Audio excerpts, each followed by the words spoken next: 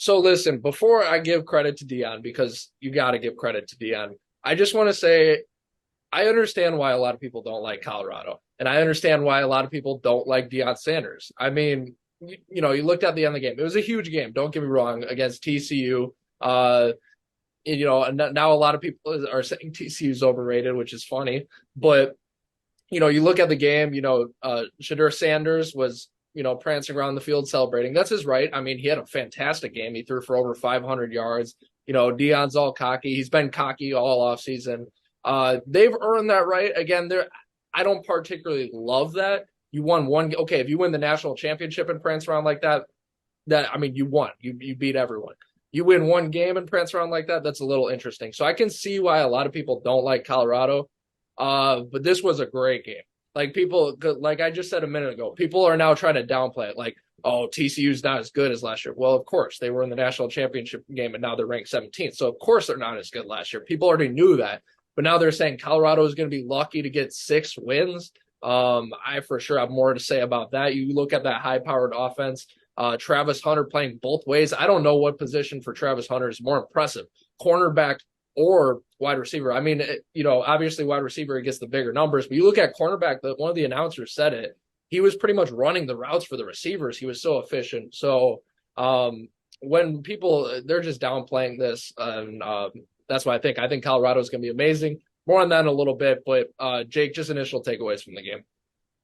Yeah, I think once you get to a player who can play on both sides of the ball, offense and defense, I think that especially wide receiver and corner, I think those are the two of the toughest positions in the game. I think that's really impressive when you have a guy like Travis Hunter. I think just to get on your point about TCU is overrated, and I will stand by that. Jordan, what are your initial thoughts? Okay, so initial thoughts, right?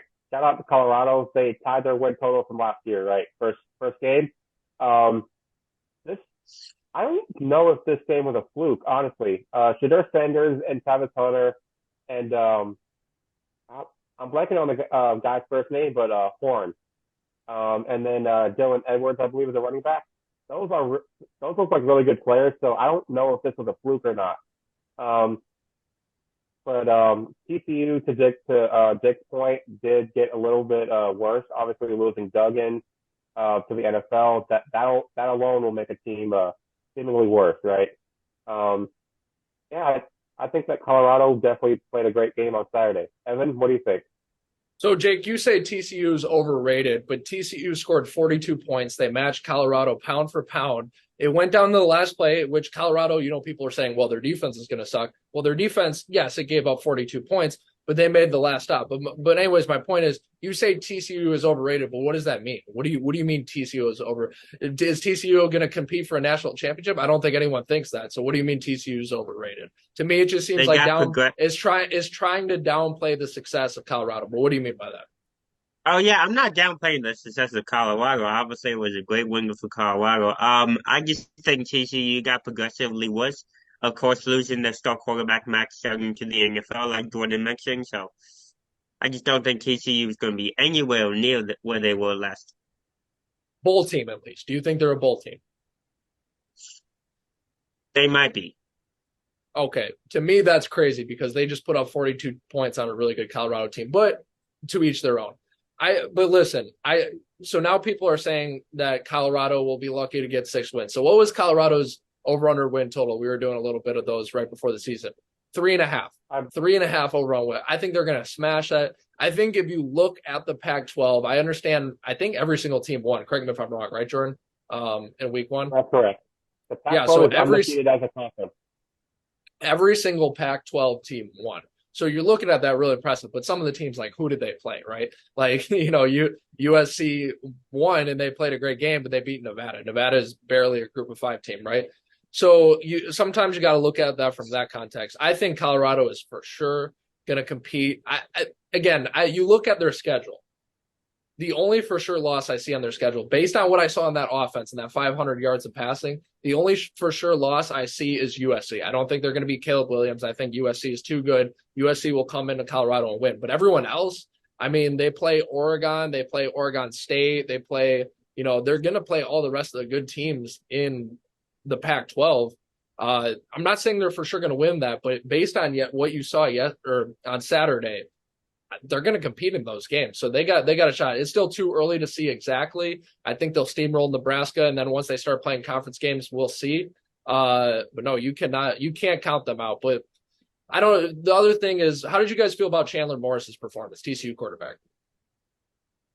I feel like Taylor it could have Moore. been better.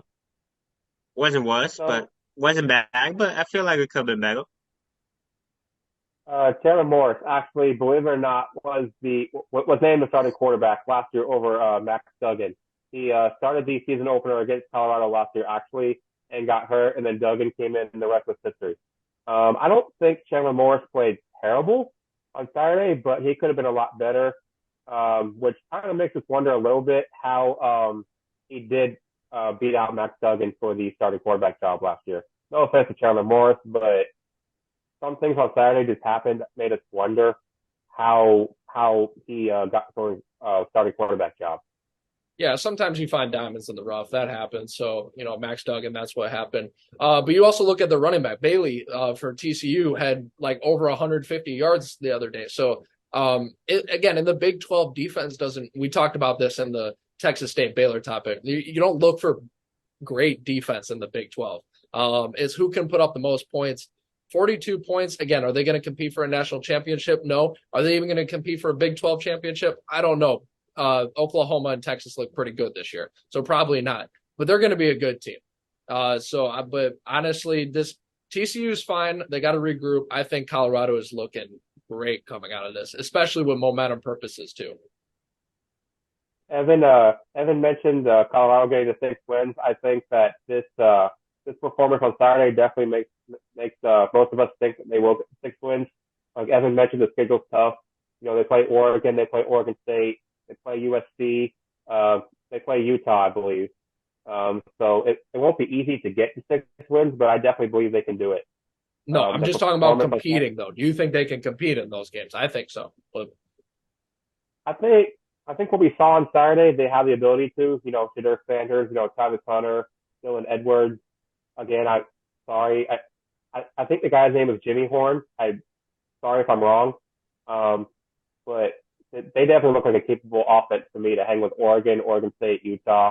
Like Evan mentioned, USC they'll probably lose that game because Caleb Williams might be the best quarterback in the country, and USC might have the best offense in the country, and I don't think they can keep up shot for shot with the Trojans.